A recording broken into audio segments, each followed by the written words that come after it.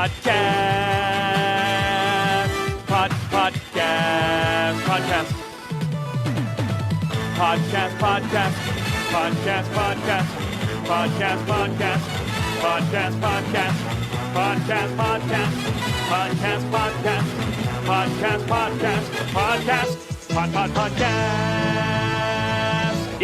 welcome to the Racer X Exhaust Podcast, brought to you by Yoshimura. Check out yoshimura-rd.com for the latest exhaust systems for your street bike, dirt bike, whatever it might be, including that new RS12 system. Looks different, sounds different, performs better. Available for Suzuki's and also now the Yamaha YZ250F, and rumor has it, more on the way. And all made and designed, engineered, the whole thing in the USA. That also includes the new Cialo pedal. I think I'm saying that right. I can read it. And I can see the videos of the Lawrence brothers riding with it. That is a flat pedal for your bicycle, mountain bike, BMX, whatever you might want. And it is the highest end pedal you're going to find. And again, also made in the USA. That would require you to go to the all-new YoshimuraCycling.com website. So do that and get a pedal because you know you have a bicycle. You know you do.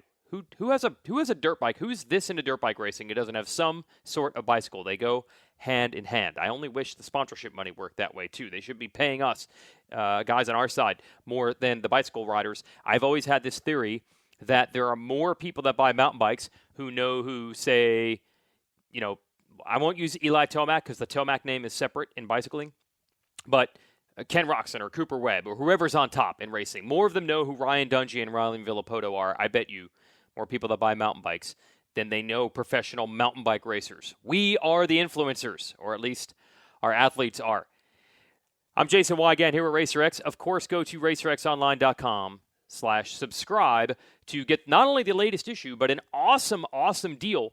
We are giving you 3 months of the magazine for $2.99. That's $1, and then you get to read the magazine, not only the copy that will come in the mail, but the digital edition as well. I'm going to go to that section of the site right now, racerxonline.com/subscribe. $2.99, print and digital. You will notice we're putting a lot of the magazine stories now on the website, but you can't read them unless you subscribe, but it's super cheap. 3 issues, $2.99, racerxonline.com/subscribe. Before we get to this week's interview subject, some updates. Word leaked out. Yeah, it did. It leaked out. It was not a press release, but too many people were on the call, so the word got out that there is a potential, and I cannot bold and italicize the word potential plan enough to emphasize that this is highly up in the air. But Feld Motorsports, Feld Entertainment, they are considering having 7 Supercross races in Glendale, Arizona, and running them in May or June or some combination of May and June, and trying to get the series done early. The previous rumor was that they would probably have to go all the way to the fall to try to get the races in, but that is fraught with peril because if they wait until all other events are also back online, then you've got to hope for stadiums, television time, and all those ins and outs. Major League Baseball, they're exploring the idea of playing all their games in Phoenix, Arizona. So now here we go. Supercross is looking into having one stadium in a fairly easy to get to for the teams. It's not too far from California location. It's a football stadium, so baseball would not be using it during that spring training time. Can they get this done? Well, first of all, it's just awesome to hear that there's an attempt. And I can tell you the teams overwhelmingly would love to get this done quickly. They'd like to finish Supercross before Motocross for obvious reasons. Nobody likes splitting the championship and putting risk in between and having to go back and forth between different types of bikes and tracks. But also, the earliest Lucas Oil Pro Motocross was going to start was June 13th, and I think it's going to be later than that, maybe June 20th. So to be racing in May instead of June is better because these people are itching to get back to work and get their paychecks again. So it's good for multiple reasons. I know the teams want it, and Feld would probably like it too, because, again, you're really running the gauntlet if you want to run these races in September, and the NFL's back, and maybe baseball's still going, and concerts and everything else. It's going to be hard to find places. So here you can sneak in ahead of everyone. So I don't think desire is a problem. Everyone wants to do this, but will they be allowed via the government? I think they need to continually see a drop in cases before they'll even consider this. So consider all these plans tentative before they can really start putting things in pencil and then eventually in ink. But that would be interesting if Supercross can be back in May and June. I'm all for it. The quicker we can get back to racing. Look, obviously I want it to be safe. I'm not endorsing something that would break open the shackles and bring coronavirus back. I'm just saying that I know from being inside the industry that people want to race badly. So this is an opportunity to do that. We'll see how it goes. Now, the last few weeks, my podcast and many others, of course, talking about riders during quarantine life. How is it affecting their riding and training, mentally, physically, all that. Going to change pace a little bit this week, bringing Jacob Hayes off the bench. I've had Hayes on this show a few times. He used to live near me in North Carolina, and we'd hang out.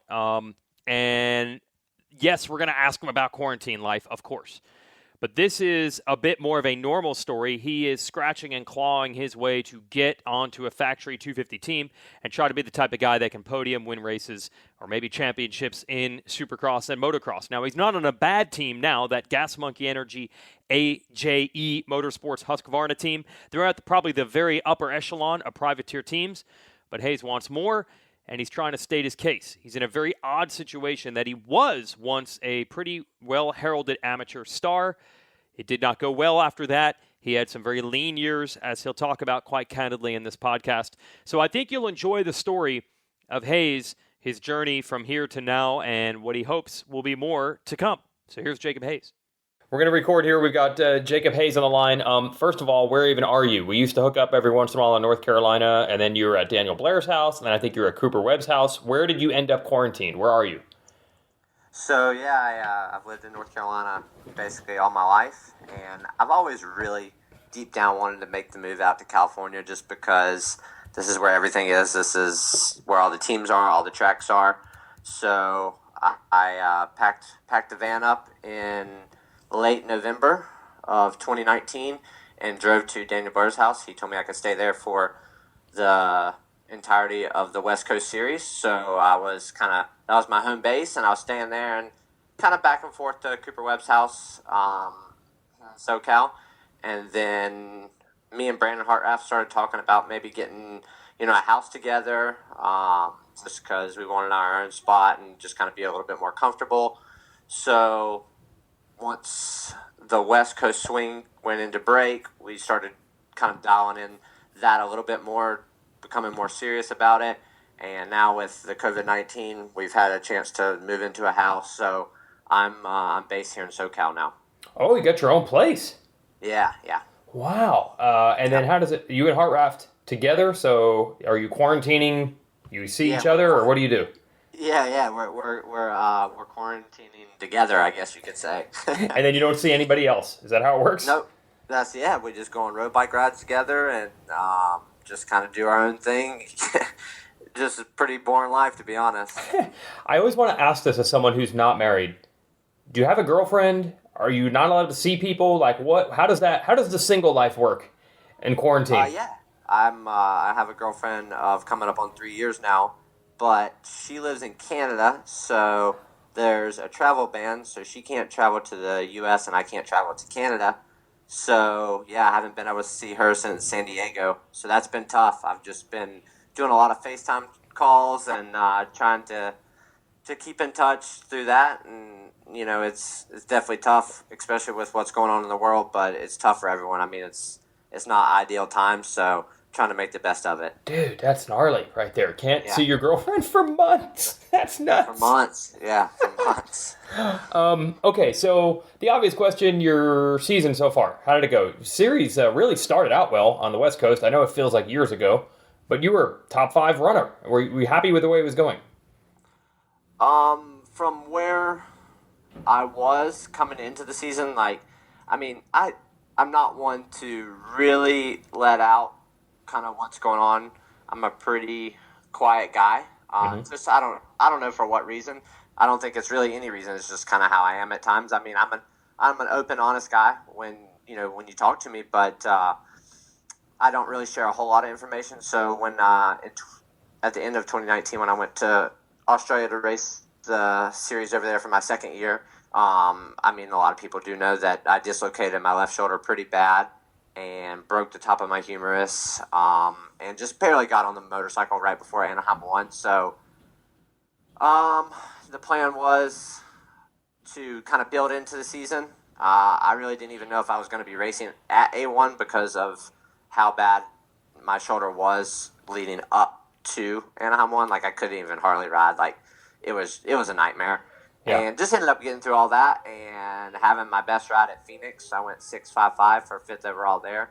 Just kind of felt like I really started to figure out the motorcycle. I mean, I went from being on a Yamaha all year for 2019 and even in the off season of 2019 and then getting hurt and then hopping on a Husky and a new team and then going racing. So it was a lot of new. I was battling my body. I was battling changes to a new motorcycle,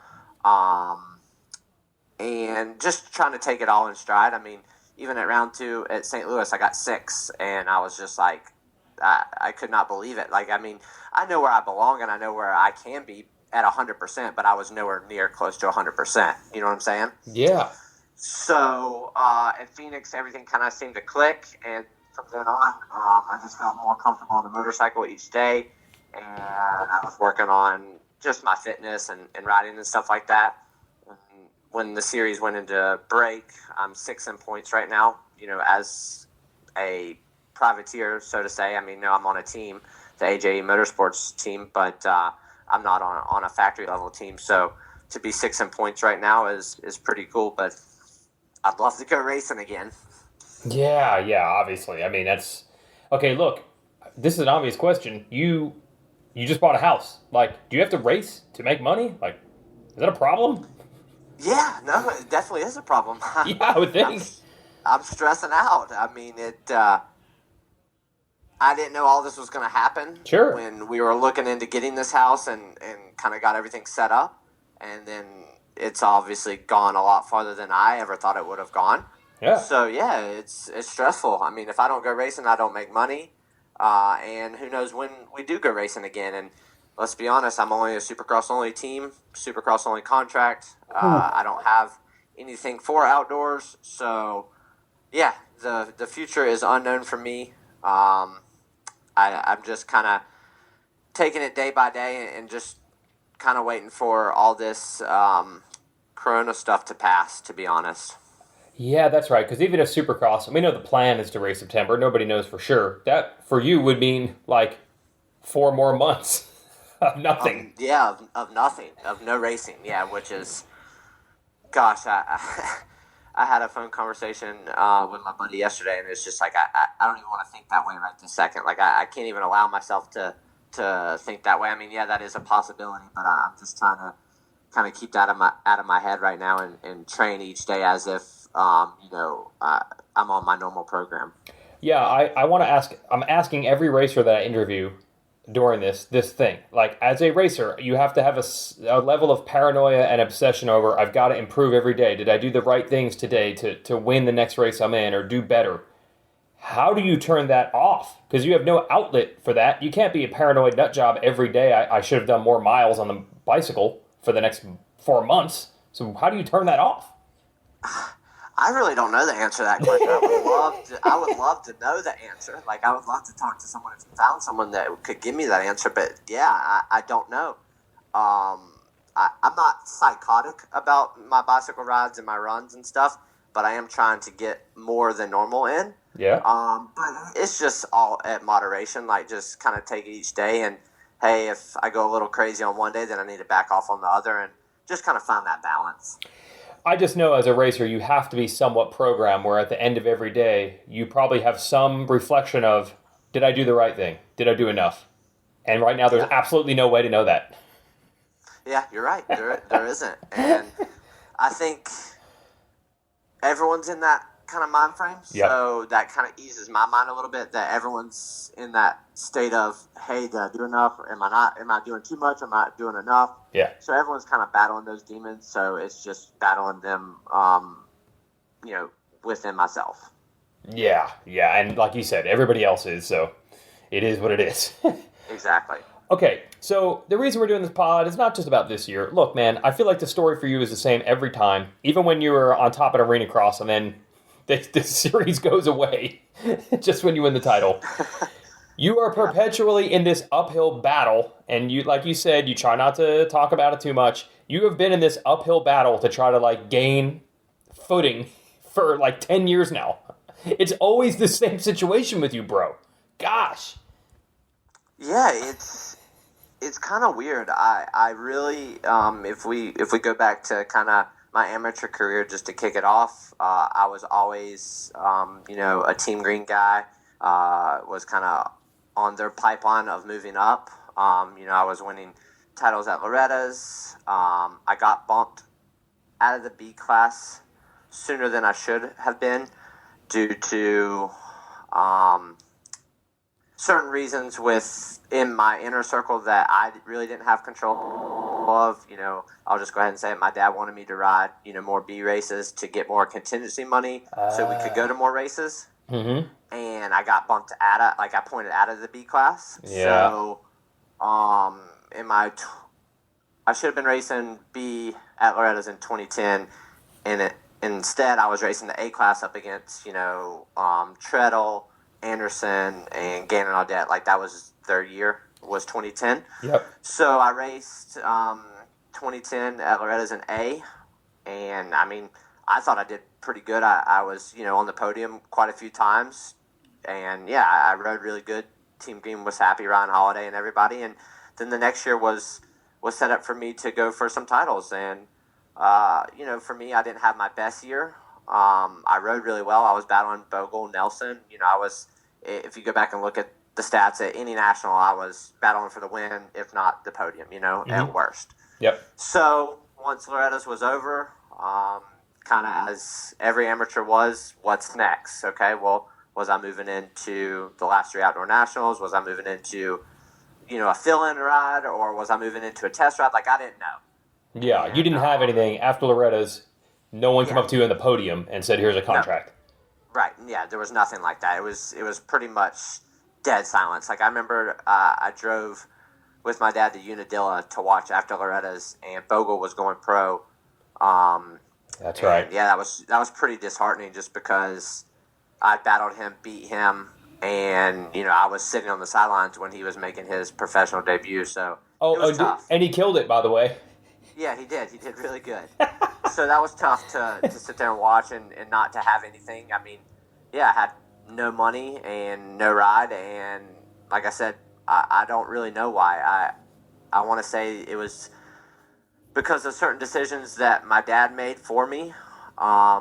And I can't really jump into all of it because I don't know the full story, the full truth, just because it was a long time ago. But yeah, it was unfortunate. And then in 2012, I got, I think it was a Dragon, I don't know the exact team name, Dragon Fuels KTM, came up to me and was like, "Do you want to do some outdoor nationals?" And I was just a kid trying to go racing at that point, and I was like, yeah, but they could only supply me with a race bike. So one of my buddies bought me a practice bike so I could practice on, and just kind of roughed it through there. I mean, I had no guidance. I didn't really even know what the nationals took to race. Like, I didn't know how hard they were. You know what I mean? I just came out of the amateurs and thought, oh, it's only 10 more minutes. You know what I mean? And yeah, and no trainer or anyone around you that nothing. knew Yeah, that. Yeah. My buddy bought me a practice bike, and I was practicing during the week and going and racing on the weekends, and that wasn't working out. So found out real quick that you could not wing it in the professional ranks, just because of all the equipment that the factory level teams put in, and all the riders that put in. I mean, those guys that are on the podium week in, week out during the nationals, even in Supercross, I mean, they're putting in countless hours of work. So that ended pretty quickly. I think I did 7 rounds, my best one being like a 14th or something overall, which was just not good at all. Like, that's not where I should have been. So kind of regrouped, got out of that, and I was living in a motorhome with my mom and my 3 sisters kind of during this time, just because, like I said, we didn't really have any money after the professionals. And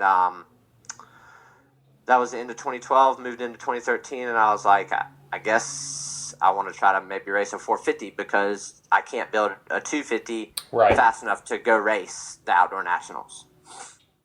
And my buddy was like, all right, well, I'll buy you a 450.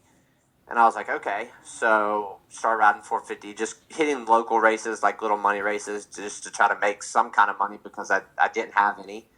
And we went and raced. I think I went and raced High Point and Budds Creek, and that was a whole different beast, holding on to the 450 for 35 minutes. And, like, again, just on one motorcycle that my buddy bought me. So at the end of 13, I was like, look, this is just not what I had set out to do. Like, I didn't put all that work in as an amateur and win titles, and be on Team Green and kind of, like I said, be in that pipeline to go professional and race Supercross and Motocross at a high level, and then to be doing nothing 2 years in a row and just kind of wasting my time and wasting my buddy's time. I mean, he was spending money on motorcycles, and I was going and racing races here and there and doing good at local races, but then when you go to professional, it's way different. It's not anything close to what you experience at an amateur race. Well, I want to go all the way back. So if this B thing doesn't happen, do you believe that if you raced B, you could have raced B in 2010, but you had pointed out, right?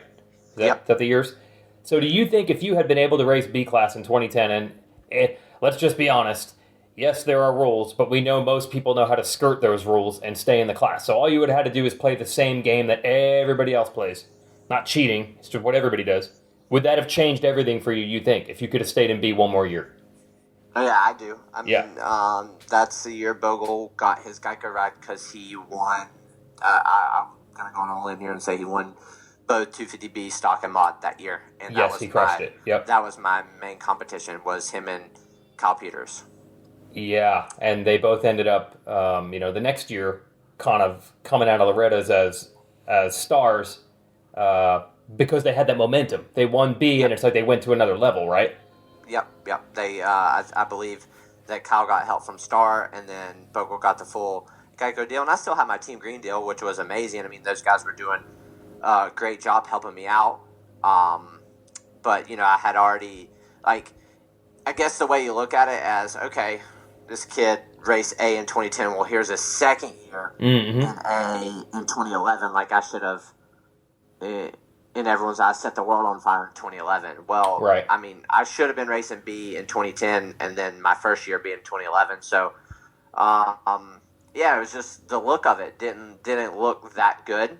I mean, I was still racing the same guys. I was finishing right there with Bogle and Peters and Nelson. Like, those were my guys that I was battling with that all had rides, and moved on and went professional with a pro contract. So yeah, it was really tough, and just kind of like I said, evaluating things at the end of 2013. I was like, this is not where I saw my career going, and I was just ready to be done with it. I was like, at this point, I don't have any money. I can't just keep letting my buddy buy me bikes and me going out there and trying to do a couple nationals here and there. Yeah, like, it just wasn't happening.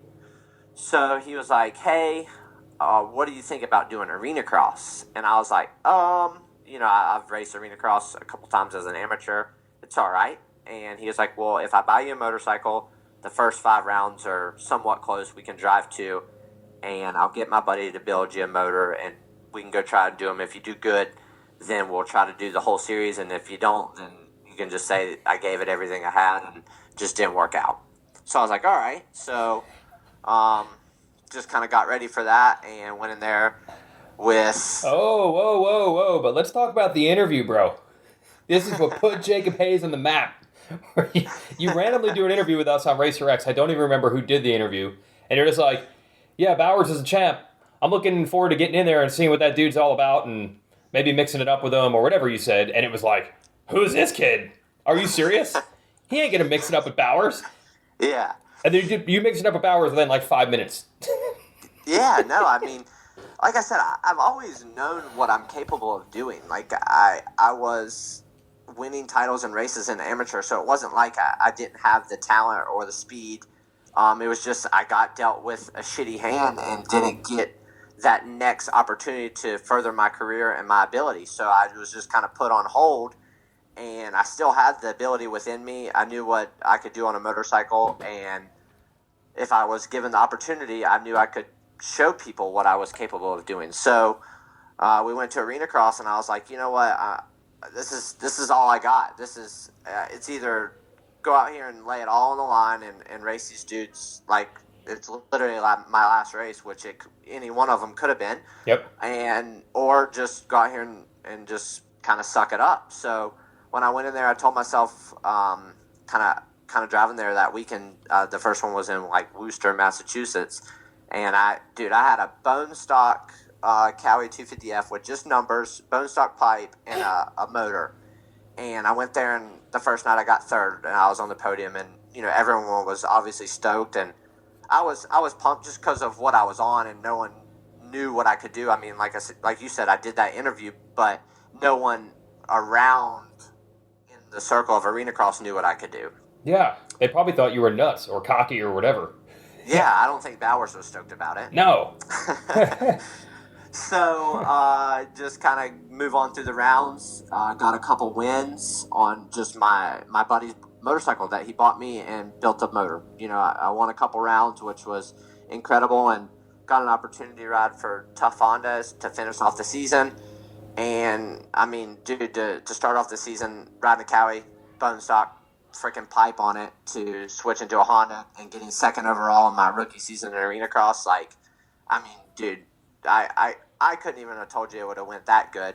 I definitely knew what I was capable of, but switching brands and stuff throughout the year is a whole different animal. So, yeah, I mean, and then I got a Babbitt's ride and just kind of worked my way through there. Fought for a title in 2015 and threw it away with bad decisions on my part. Let my emotions get the best of me. That was a crazy night. Yeah, sorry for your luck, but that was a great night for Arenacross. It's when they had it the night before the final Supercross in Vegas. The whole industry was there. I mean, that was Arenacross at its best. You tried to block pass, take somebody out to win the Arenacross title. Didn't work out for you, but that was Arenacross being Arenacross. Sorry about your luck. It was wild. It was really wild.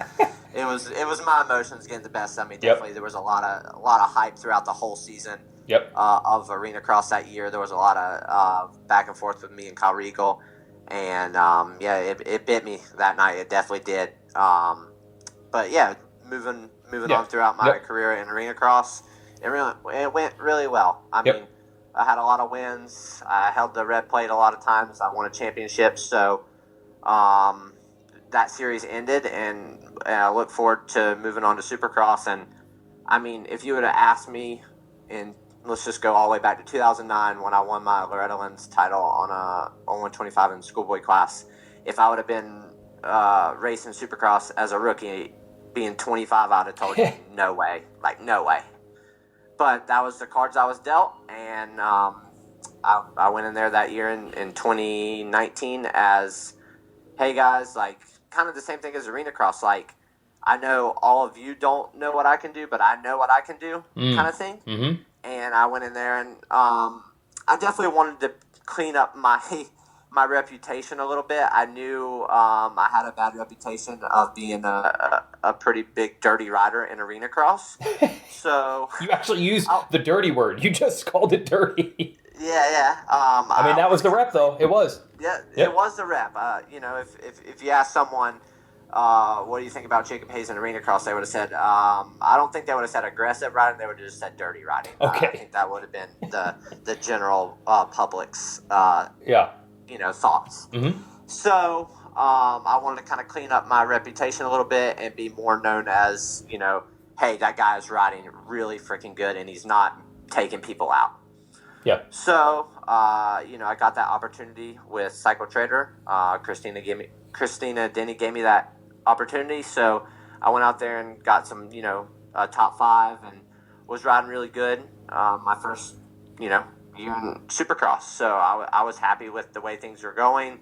I ended up hurting my hand towards the end of the season and wasn't able to race kind of the last half of the season, which was a bummer because I felt like it was going really well for me. Fast forward to this year, getting on a new team and, having my best finish being a 5th and being 6th in points right now on, not a factory team. I think it really shows what I'm capable of. I take my hat off to all those factory guys that are on the podium week in, week out. They work their butts off, but I kind of look back at some of the guys that aren't, battling for podiums on, a factory equipment, to where it's like, hey, I'm here. I know what I'm doing week in, week out. I know what I'm doing each day. And dude, I don't train to go out there and hopefully get a fifth. Like, if I was given the same equipment as some of these top guys, I see myself winning races and being on the podium. I mean, I worked my way to the front in Arenacross. I've gotten top fives in Supercross on, a privateer motorcycle. And I know if given the right equipment, the right opportunity, the right prep, that I can go out there and battle for wins and podiums. I'm not taking anything away from the guys that are winning and getting on the podium now. I'm just saying I know what I can do. Hey, quick break from Jacob Hayes, who, side note, he used to battle another amateur named Brandon Mays, and I can tell you it was so hard to keep track of Hayes versus Mays in these amateur battles back in the day when we were churning out highlight videos and stuff from Loretta's. One easy thing to keep track of, exhaust system for your bike, go to Yoshimura-rd.com. And now back to Jacob Hayes. Yeah, and that's what's weird about your situation. It's like there's usually two ways it goes, right? You got like the guys who had factory rides pretty much the whole time, and then you had like the privateers who are like trying to be late bloomers and try to catch a break. And you're somewhat in between because, again, yeah, the guys you're racing that are the factory rides are guys you were kind of racing your whole life. Or actually, at this point, a lot of them have moved into the 450 class. You're kind of like this weirdo in-betweener. Yeah, not like journeyman privateer your entire life. You had the Team Green ride, but you haven't had the factory bike. It's hard to classify you, and it probably makes it hard for teams to figure out if you're the guy they should go with or not, because they can go with some 18-year-old, or they can go with you. Probably makes it tough, because you're hard to classify, I would feel. Have you ever thought about it that way? No, I mean, you definitely make a good point. All I can say is I've been out there, and I've definitely shown that I have what it takes to be up front. I have the ability, I have the skill set, and I know with the right opportunity, the right program, the right amount of prep coming into a season. I mean, I came in with no prep to this season and on a brand new motorcycle. And no, I'm not trying to play the sympathy card, but let's be honest, guys switched teams this year, and we're saying at certain rounds, I'm still getting used to the bike. Yeah. Well, dude, I came into the season hurt and just switched from being on a Yamaha all year to a Husqvarna and had no prep. And, at round 2 got 6th, and then at round 4 got 5th. So, I mean, I was still adjusting to a new motorcycle. So I just say to all these teams, what if I was given 3-4 months of prep? Yeah. Where would I have been on a factory motorcycle is all I have to say. And I know where I could be, and that's on the podium and winning races, because I do believe in myself that much. And I've shown what I can do on a lesser motorcycle. Well, here's the litmus test.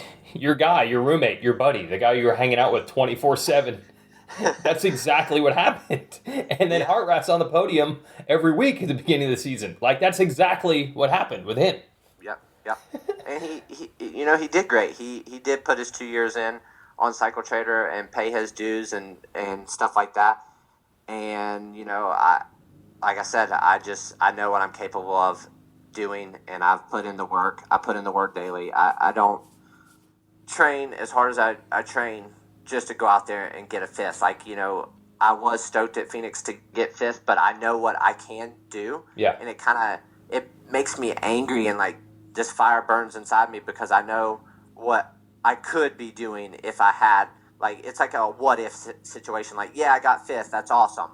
On the motorcycle that I was on, but what could I really be doing on a factory program is kind of what I sit back and look at. Have you been tempted at any time to like sabotage Hartraft, like clip his knee when he's not looking, and then call Tyler Keefe and be like, "Hey, dude, he's hurt. Give me the bike." I mean, you live with the guy. You could do it. He's right in front of you, man. No, I haven't ever had that thought. Okay. I really just want a shot. That's all it is. And like you said, I know I'm a weird case. It's kind of hard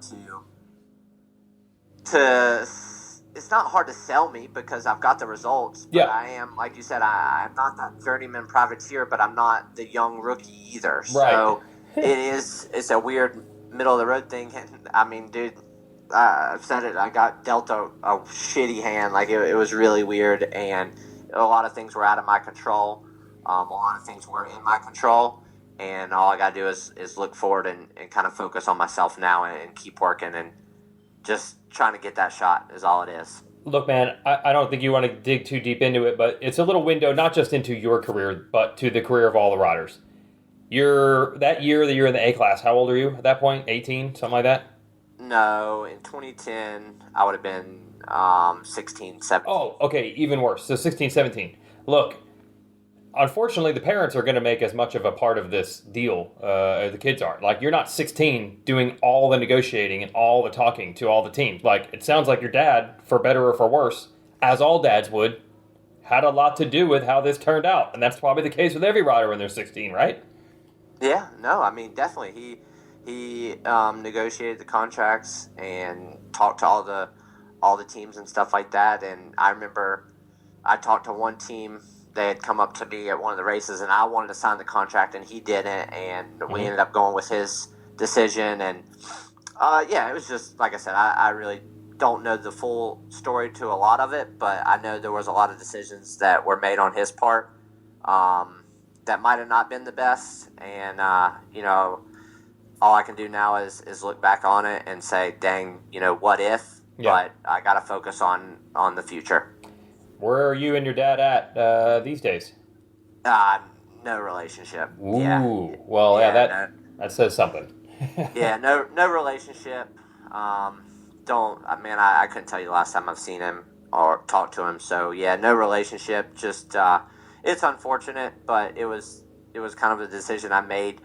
Right. I mean, like everything kind of fell out when at the end of 2011 when all the amateur stuff kind of came to an end, and I was just kind of sitting there like, okay, hey, where is the next step? And he didn't have an answer for me, and I was like, okay, well, I've killed myself to get to here, so like, do I have anything, and I know we went racing as a family, and it was all a family thing, and that's what racing is. It's a big family sport, and I was just left with nothing, man. I had nothing to move forward. I had no money, and luckily my buddy bought me some motorcycles and kept me going. I mean, I would have been, without him, I would have been done a long time ago. Well, bro, you also mentioned you were just living out of a motorhome with your mom and your sisters. That's pretty wild.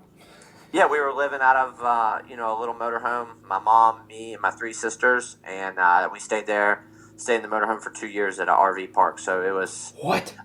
Yeah, a lot of people don't know. No house. Stuff and no house. Yeah, no house. And this wasn't because like you were, hey man, we're at MTF, we're rolling the dice on racing. Was this like all you had, pretty much? Yeah, that was it. No, it was. We were in North Carolina at an RV park. Like it wasn't like we weren't at a training facility. Yeah. I wasn't training. I was just, like I said, hitting local races to try to make a little bit of money. Whew. And even when I went to those local races, I didn't have any money until I won or race, and then I would give it back to my buddy that got me to the local race. You know what I mean? Oh yeah. These dudes who are giving you bikes and stuff like that. Yeah, exactly. Yeah. So I at least wanted to say, okay, hey, you got me to the race. Thank you. So it was a weird journey for sure. I definitely think my journey's been weird, but there's one thing: if you look at it over a whole, man, I haven't given up, and I won't, and I keep fighting, man. And one way or another, I'm gonna claw, scratch, fight my way to the top, and when I stand up on that podium, I'll know it'll all be worth it. Yeah, it just is what it is, man. I know that people on the outside are always like, dude, why are these parents involved? Well, we're talking about 16-year-olds. Like, I don't know how they're supposed to not be involved. Like, seriously, okay, I guess your dad made some missteps, but at 16 or 15, would you have been able to handle everything that came your way? Like, you kind of have to be involved with the parents to some degree. Are you seriously going to be signing contracts all by yourself? That seems impossible. No. Yeah, I wouldn't have been. I was just stoked to be on a program like Team Green and have that opportunity. And I mean, I was sponsored by Fox and just all those great companies, and I was just focused on winning races. Like Yeah. I remember when I won 2009 at Loretta's the Schoolboy One class. Like that was when I really was like, hey, I could really do something with this motocross thing. Like all that stuff leading up to it was good. Like I had won titles and stuff, but let's be honest, I was 12, 13. Like it was on 85s and super minis and stuff like that. And then when you get on a big bike and you start moving forward, that's when really kind of it all comes down to, can you do it or can you not? Yeah. And after winning that title, I was like, dude, I can do this, and kind of moving forward and not getting my shot to race Loretta's in the B class was unfortunate. Like I was pretty devastated because I remember we picked out, like I could go to Oak Hill because like it wasn't AMA sanctioned, and then I could go to World Mini because it wasn't AMA sanctioned, and I won titles at both of those in the B class. Like me and Nelson and Bogle, all those, we were all battling. And then when it came time to race Loretta's, I had to race the A class, and I just wasn't ready to race A class. Like I should have been in B, but had to go for it. Like I didn't want to sit Loretta's out that year. Yeah. Like I was healthy and fast, and dude, I led the last moto of the week. I think it was 250A or 250A Pro Sport until the last freaking lap, and ended up crashing in one of the corners and getting second or third. And like my speed was there. You definitely couldn't deny my speed. Like I wasn't the brightest at that point. I was still just a little kid, and I was just going for it. But my speed was definitely there, and it was just unfortunate that I was in the A class that year.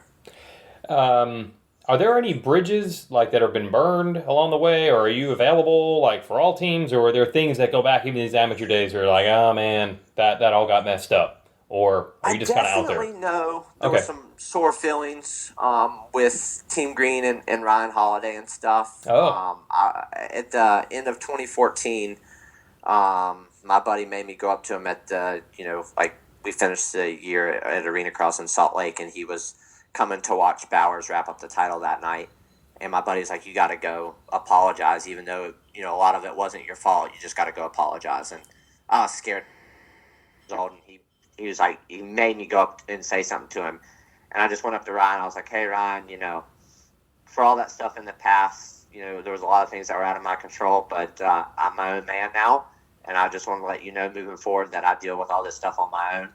And I appreciate everything you've ever done for me. And I'm sorry, and I just let him know that. And he said, we never held any hard feelings towards you. It was all unfortunate, but thank you. And moving on from then, it's all been good. And that was really, to my knowledge, was the only kind of sour taste that there was out there. I really didn't deal with anyone else. I was on Team Green from 2007 to 2011, man. I spent a long time with those guys, and they did a lot for me. And like I said, I think that was the really only kind of relationship that might have been a little rocky. And yeah, the next year, Babbitt's called and they offered me a deal, and was dealing with Mitch again and with Ryan, and everything was good there. There was no really, in my opinion, there was no harsh feelings. I was glad to be back with those guys and winning races and stuff like that. And it just felt good to, in 2018 when I won the title in Arenacross, like Ryan was there, and just kind of felt good to give back to those guys what they had always given to me, and they always believed in me. And, it was nice to kind of give a championship back to them.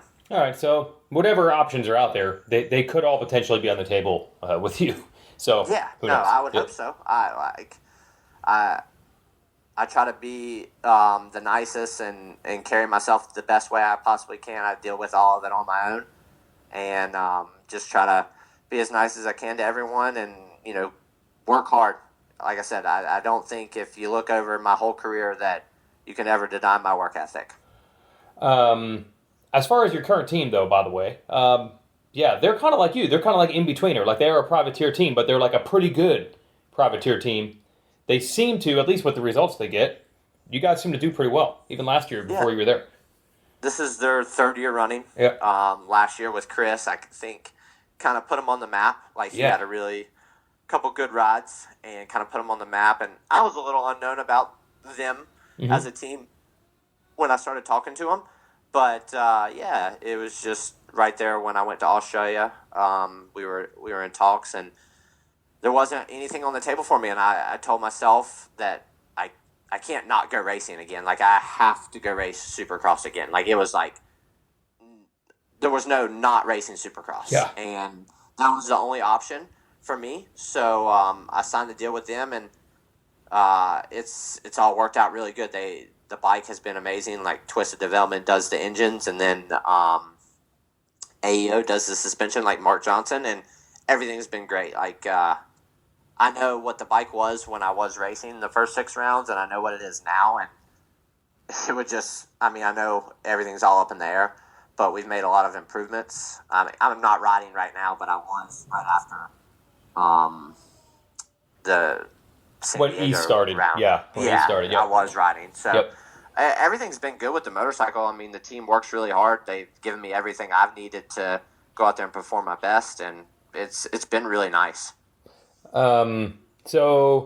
Australia, by the way, do you have any idea? I don't know if you were planning on going back anyway, but by the way, we were just following mostly the AMA stuff. Do you have any idea what their Supercross plans are? Have you heard anything from anybody?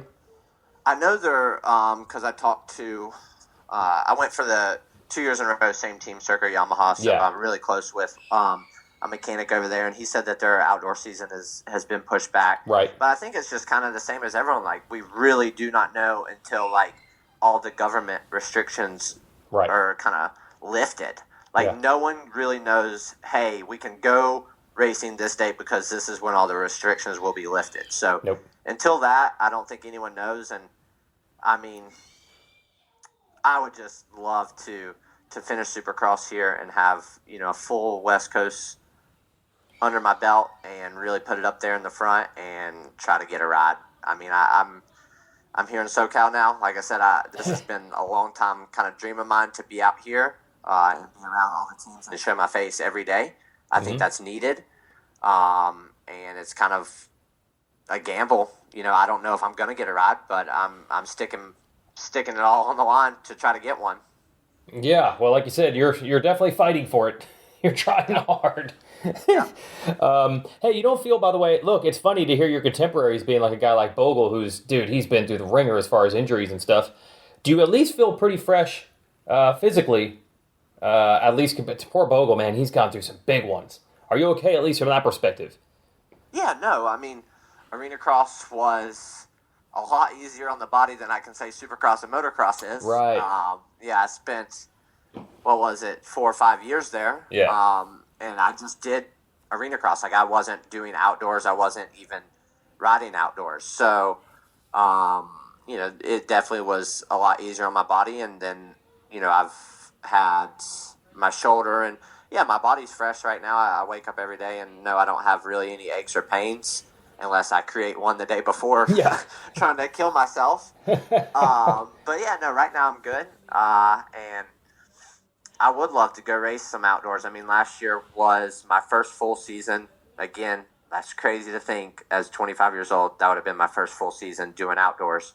But I showed, again, at rounds that I'm really physically fit, that I won't give up. I mean, at WW and Southwick, arguably the 2 hardest races of the year, those were my 2 best races of the year. I got 10th both weekends in a row, back to back, and it was a learning curve for me. I hadn't done it in a long time, and there was a lot of things that kind of caught me off guard. Not necessarily the fitness side of things, just the first lap and the intensity and, how the races kind of play out. So it would be nice to go out there and do it again. All right, so you're available for that too, or can you not do that? That's the weirdest thing. Know. Supercross is halfway. I don't even know what to say. Yeah, I don't either. That's it's crazy. It's really, really wild times. Yeah, absolutely. Hey, and full disclosure, man, I'll admit, like, if the nationals don't happen, I mean, doing those TV shows is a significant part of my income. Like, we're all in, like, everybody wants to have races again so badly, one way or another. Yeah. It's the only thing we know. I mean, I'm so bored. I just wait for your next show to come out so I can watch it on YouTube, to be honest. Okay, all right. Well, this is good. I think I got another one brewing, so I'll help you out there. Yeah, the last one where you were in the empty kind of, I guess they were going to build a house there. Yeah, exactly, dude. Yeah, that was awesome. Okay, I'm glad you're a fan. Yeah, it was really good. I like to keep up on those. Your walkthroughs at all the nationals, kind of your recap on all the races and stuff like that. Yeah, it's nice to kind of see different sides of things that you don't see. Like us as racers, like we show up to the race. I mean, dude, I'm not there for any, like, there's no enjoyment other than me doing well. Like, I'm there to get there, eat dinner, wake up, get my racing done, and do the absolute best, go to bed, flight out. Like, there's not really much enjoyment unless I do good. And then I do bad, dude, it's just all bad. It's just like a sour weekend. So it's nice to kind of see different things, like your perspective and stuff like that on how the weekend went, because you just, as a racer, you miss everything unless it pertains to you. Oh, I never thought of it that way. That's so interesting. Yeah, you don't have your takeaway from the race is always how it was for you. It has nothing to do with like these random fans on the fence were crushing beers and having the greatest weekend of their life. Like, that's not even on your radar at all. Yeah, no, it's not. I mean, it's such tunnel vision. Like, you literally just, and it's crazy because I sit back as I've gotten a little bit older, and like a lot of Arenacrosses, I mean, dude, I can't even name some of the races just because it was such a blur. Like, you just show up and you race, and then you go home and you're like, dude, the weekend's over already. Like, it's just, and kind of take it all in. And like, even the first 6 rounds for me, like, I was so focused on getting back up to speed, like getting fit, getting healthy, getting faster on my motorcycle, learning the motorcycle, that I couldn't even enjoy the weekends. Like, I remember when I got fifth, my mechanic asked me, he's like, "Are you all right?" I'm just like, "Yeah, just another weekend, man." Like, I was stoked to get fifth, but like, I still wanted to be better. You know what I mean? Because I knew I still, like, that weekend in Phoenix, like, that was probably the best I had been up until that point. And it really wasn't even my 100% because I still was trying to catch up. Yeah, I've said this to every rider, and I don't know if I think they know what I mean, but they don't know exactly. Like, this is what sucks.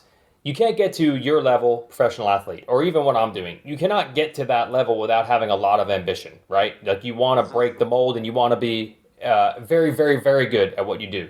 So what sucks is, even when you get to that level, you really can't enjoy it, because every day you're just thinking of how could I have done better, more, better. So yeah, you get a fifth, and you should be high-fiving everybody, but all you're thinking of is, how can I get fourth next weekend?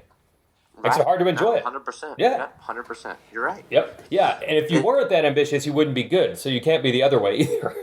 No. And I'm not one of those guys that is kind of like just hanging out, having fun. I mean, I know all those guys. Like Anderson looks like he's hanging out, having fun. Let's be honest, he's definitely when it's time to race, he's taking it serious. You know what I mean? Dude. Yep.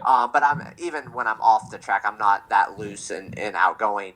I want to do my absolute best, and dude, I train extremely hard to go out there and do well, and I expect a lot out of myself. I put a lot of pressure on myself to do good, and sometimes it might be overbearing, but you know, I just want to do good. Yep, that's racers, man. It's the peril. Like, you don't get to this level without wanting it bad, but because you want it bad, when you do get to the level, you can't enjoy it as much as you should. I think it drives fans nuts because they're like, why don't these guys show more emotion? And it's like, dude, they're not as stoked as you think. They're already, Eli Tomac won Daytona, and he got the points lead, and he's probably was already thinking like, okay, next weekend, I got to do it again. You know? That's right. I'm thinking about. No, you guys talk about, you know, I've heard you guys say it, the emotional bubble when you win a championship. You know what I mean? Like, he's focused on the series as a whole, not each individual night. Yes, it is nice to get that win and stuff as a rider, but you're focused on the series as a whole. You know, I've had a lot of ups, and I'm 6th in points right now on, you know, a privateer program, which is incredible, man. I'm stoked on that, but I want to be 5th in points, you know, and I always want to do better.